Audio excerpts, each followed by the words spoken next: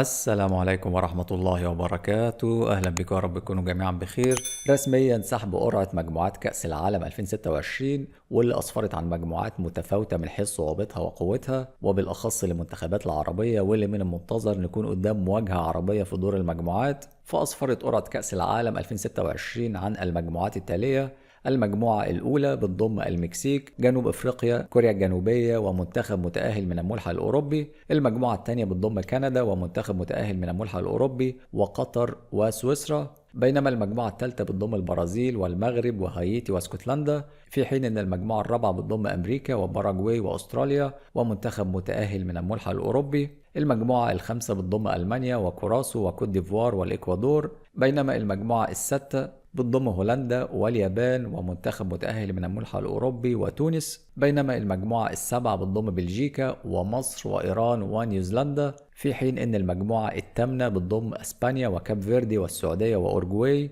بينما المجموعة التاسعة بتضم فرنسا والسنغال، وإن شاء الله يتأهل المنتخب العراقي من الملحق العالمي ومعاهم النرويج.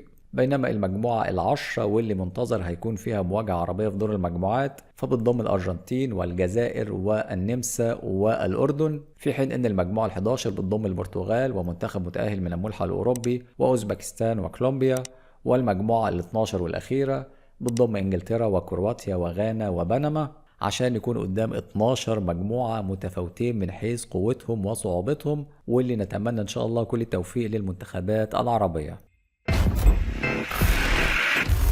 وتم سحب القرعة بناء على تصنيف المنتخبات الأخير، فتم تقسيم ال 48 منتخب لأربع أوعية. الوعاء الأول ضم الدول المستضيفة لكأس العالم 2026 بجانب المنتخبات الأعلى في التصنيف، ثم في الوعاء الثاني المنتخبات اللي يليهم في التصنيف، والمنتخب المغربي المنتخب العربي الوحيد اللي كان متواجد في الوعاء الثاني. بينما في الوعاء الثالث تواجد 5 منتخبات عربية: مصر والجزائر وتونس وقطر والسعودية، في حين في الوعاء الرابع والأخير تواجد منتخب الأردن والمنتخبات اللي هتتأهل من الملحق الأوروبي والملحق العالمي، واللي نتمنى إن شاء الله تأهل المنتخب العراقي.